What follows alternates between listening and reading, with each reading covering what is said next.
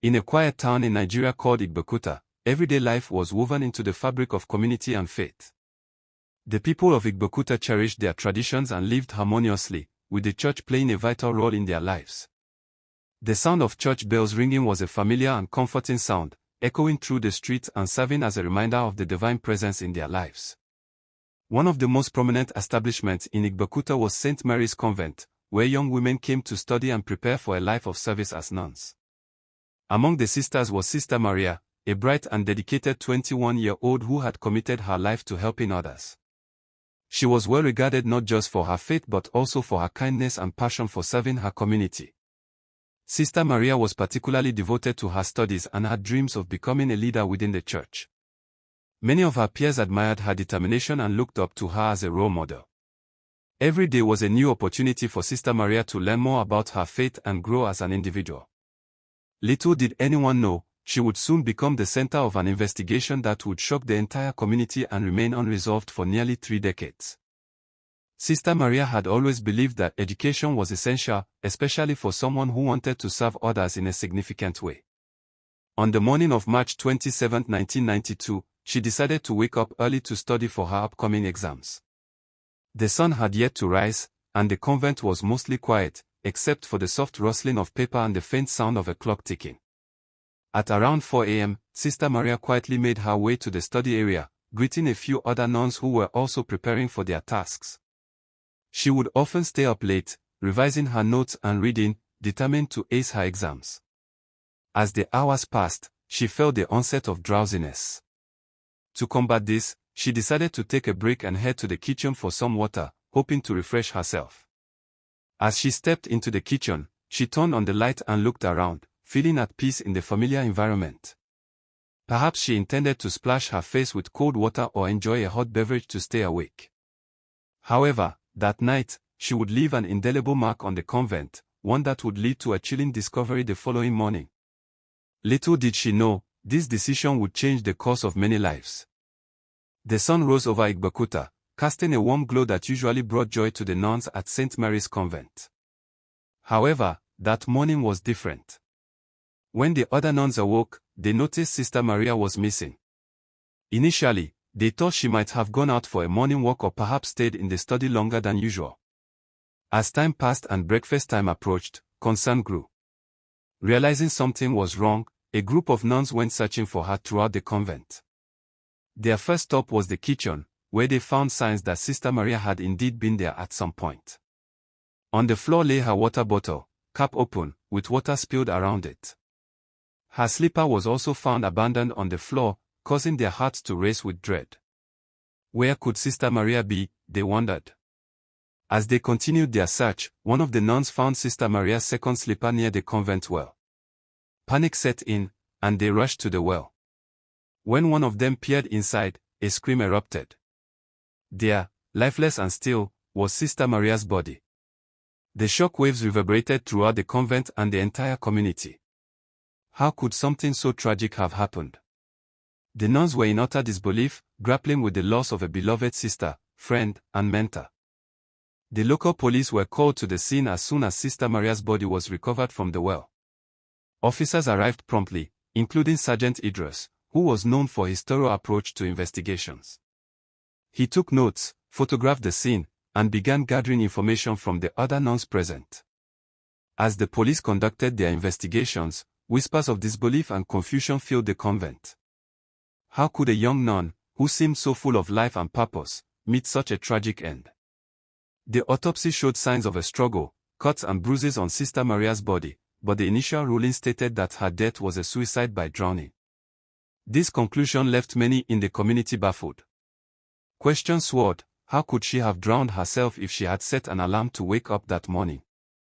The very idea seemed far-fetched. After all, Sister Maria had been a dedicated and hopeful young woman striving for a better future. The nuns, her friends, could not fathom why she would take her own life. A sense of urgency arose within the community. They began to suspect foul play. Some felt that someone had tried to cover up the truth surrounding Sister Maria's death.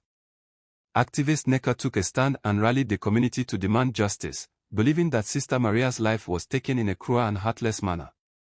The initial investigation results only fueled their anger and desire for truth. As the news of Sister Maria's death spread through Igbokuta, community outrage intensified. Activist Nneka led protests to demand justice for Sister Maria, saying her life should not be swept under the rug.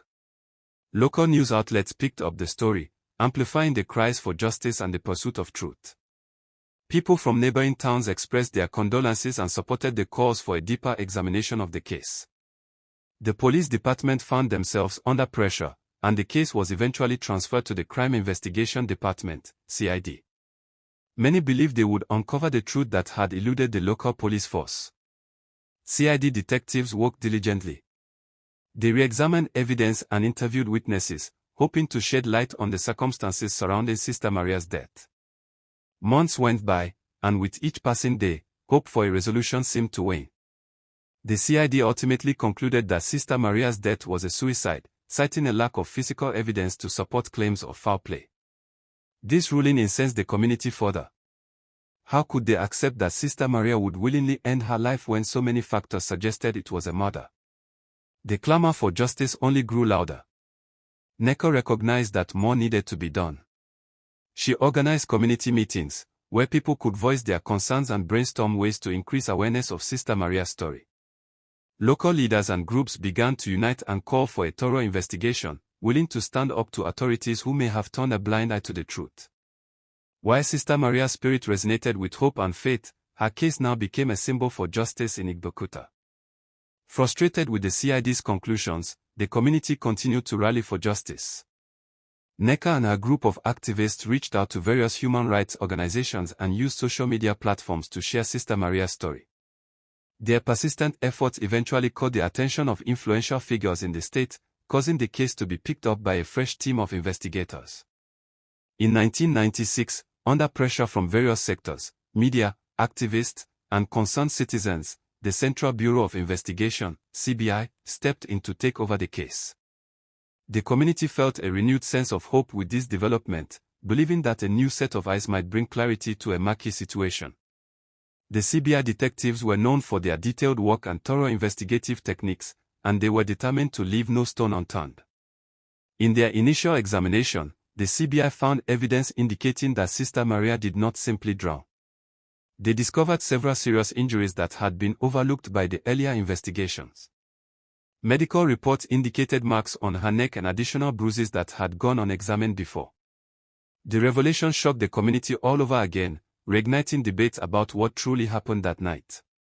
As activists continued to pressure the CBI, they expanded their investigation.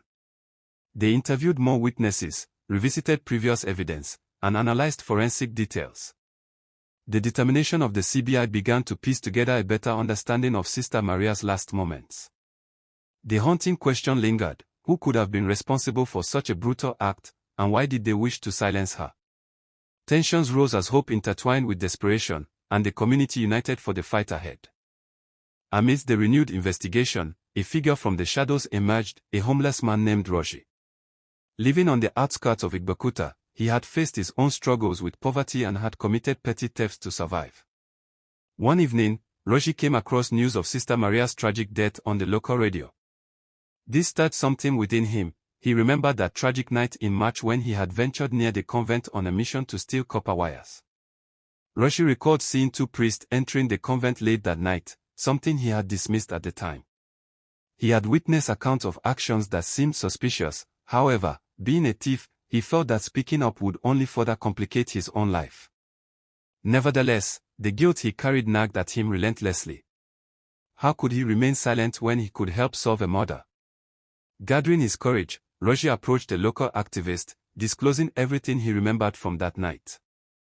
To his surprise, his account was taken seriously. The activist recognized the potential weight of his testimony.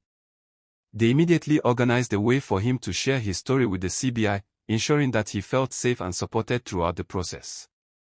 When Roshi recounted his story to CBI investigators, the shockwaves rippled through the investigative team.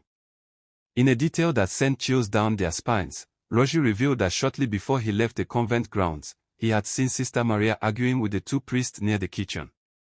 This revelation raised new suspicions regarding the priest's involvement in Sister Maria's death. Rogi's bravery inspired hope as the CBI began to consider new avenues for the investigation. Rogi's testimony had given the CBI a crucial lead, but it had also put his life at risk. A few days after his story broke, authorities apprehended him, believing he might have been involved in Sister Maria's murder. This turn of events dejected the community, who had hoped Rogi's information would bring justice rather than more questions. While he was in custody, Rogi faced a barrage of interrogations and oppression. Policemen pressed him to confess to being an accomplice to the murder, threatening him with more severe charges if he didn't comply. They floated the idea that he could receive leniency in exchange for cooperating with their version of the story. Instead of capitulating, Rogi's convictions about his innocence only grew stronger. The narrative put forth by the police suggested that Rogi had entered the convent intending to steal, but when Sister Maria discovered him, he panicked and killed her. In their eyes, it was a simple case of theft gone horrifically wrong. The prosecutors believed that creating a narrative around Rogi would deflect attention from the priest. Under immense pressure and facing emotional manipulation, Rogi stood firm, knowing that he could not take the blame for a crime he did not commit. As news spread about Rogi's plight, community members rallied around him, advocating for his rights. They organized protests outside the police station, demanding accountability for the unjust treatment he was receiving. Rogi's struggle turned into a representation of the systemic flaws within the legal system, and it illustrated the lengths to which individuals would go to seek the truth, regardless of their background. With mounting community support for Rogi, the CBI faced growing scrutiny. The activists worked tirelessly, focusing not only on Rogi's plight but also on the implications of the evidence related to the two priests, Father Thomas and Father Jose. Witnesses began to resurface, fueling speculation about their whereabouts the night Sister Maria died and whether they had been involved in foul play. Amid changing perceptions, new investigations were launched, resulting in increased pressure on the priest and the church leadership to clarify their roles. As rumors circulated, it became clear that both priests had been seen near the convent on the fateful night when Sister Maria was last heard from. Shockingly, a neighbor claimed to have seen Father Thomas's vehicle parked outside the convent late that night. This new lead reignited the CBI's interest in exploring the priest's connections to the case further. All attention centered on their actions, with attention also turning to the potential hidden relationships within the convent. Interviews with former students and staff provided rich context that fueled speculation about possible motives. The narrative shifted. Sister Maria's death was no longer seen solely as a simple tragedy, but rather a case marked by jealousy, desire, and potential cover-ups. It was decided that the CBI would not just stop at interviewing witnesses but would conduct a thorough re-examination of the evidence collected earlier. As the community came together to support their cause, they prepared to face whatever challenges lay ahead. The struggle for justice was proven long and arduous, but the determination of the people of Igbokuta was unwavering. After years of struggles and setbacks, the tides began to turn in 2020. The CBI made significant breakthroughs, driven by the revelations brought forth by Rogi and other witnesses. Based on fresh evidence and witness testimonies, they began to build a case against Father Thomas and Father Jose, who were now the main suspects in Sister Maria's murder. Investigators discovered crucial details that linked both priests to the crime, including forensic evidence that suggested they had conspired to silence Sister Maria after she stumbled upon them in a compromising position, a fact Rogi was able to confirm in his testimony. With renewed determination and public support, the CBI moved forward, rallying to secure justice for Sister Maria. On the day of the trial, the courtroom was filled with supporters of Sister Maria and activists demanding justice. The tension was palpable as prosecutors laid out their case. Witnesses provided accounts that painted a dark picture of the events leading to Sister Maria's death. As the evidence mounted, the defense attempted to discredit the testimony, but the community spirit remained unshaken. Finally, after years of uncertainty and wrongful accusations against innocent people, the verdict was delivered. The court found both Father Thomas and Father Jose guilty of murder and conspiracy to commit a crime. Sister Maria had not just been a victim but a symbol of justice. As the judge announced their sentences, life imprisonment and fines, the courtroom erupted in applause, echoing the community's collective sigh of relief. This long, harrowing case reminded everyone involved of the importance of resilience, truth, and the power of community. Sister Maria's legacy would endure, her story serving as a powerful testament to the need for justice in the face of darkness, unyielding even after many years.